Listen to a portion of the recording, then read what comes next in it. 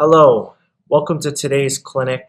In this episode, we are going to be analyzing Rublev's forehand and the fundamental principles which make him have a beautiful forehand and incredible ball striking, and these things can be applied to your own game as well if you follow the rules.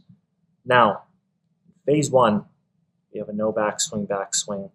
We're going to see the racket in the take back come back to about 5:45 on an imaginary clock. If this is the beginning, the ready position, it's going to go back to right about here, and we're going to see the shoulders turn as a unit as we keep the non-hitting hand following the racket until the ball bounces.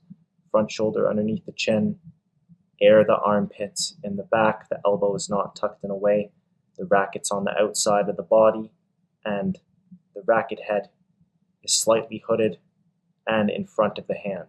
Okay, it's inverted. Now, from here, notice how the racket's not going to wrap behind our back. It stays on the outside. It's going to fall straight down into pat the dog. The strings are going to free fall, and then we're going to drive from the ground up and uncoil with the body to the target. Boom. The racket comes back in the slot as a byproduct of violent body rotation. He didn't point the flashlight.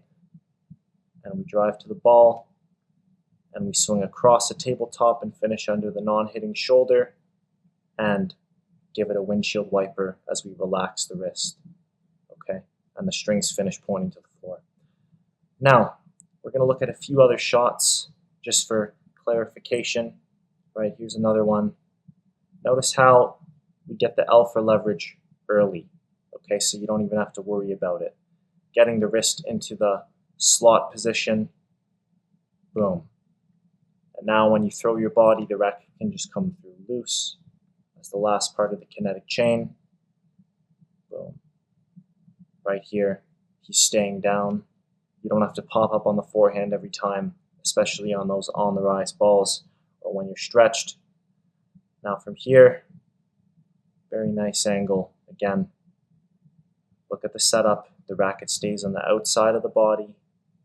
Have it air the armpit, non-hitting arm is parallel to the baseline, both shoulders turn together, the racket is inverted and slightly hooded, we free fall, get the strings down, and he's closer into the court, so he's really swinging across this tabletop on this one. Boom, right through the ball, cover the top of the ball and relax the wrist as you do, strings to the floor. That's a pretty good indicator that you've done it correctly. Finish under the non-hitting shoulder so you can swing across.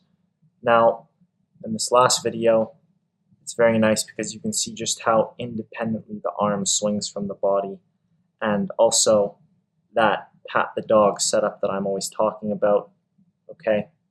And remember, you never have to drop the racket super down to the floor for a ball that's at your waist. Every time we can see Rublev essentially swinging across a tabletop. The racket is loose and behind, and it may appear that he's making a pretty big C, but it's really just a byproduct of the body going and the racket coming through is the last part. But if we just look at the arm, we can notice that it's really from the point where he starts to drive the body forward, the arm is not making a circle. The racket maybe somewhat is, right? The racket is wrapping around the body, but you can actually see that the swing path is more of a hula hoop rather than a Ferris wheel. The Ferris wheel that's so commonly taught. Okay, let's watch this swing path again. So, just look at the arm. It basically stays within this range the entire time, okay? You want the body to move less so we can reduce the range of motion and increase racket head speed. And I promise you, if you apply these principles to your game, you should have a much more powerful forehand and take the first steps into hitting like an advanced level tennis player. In any event, thank you for tuning in, and use what you've learned to modernize your game. If you like what you learned, I recommend taking the next step and going into my online course, because it takes these principles into a system and shows you how to do it on every single stroke.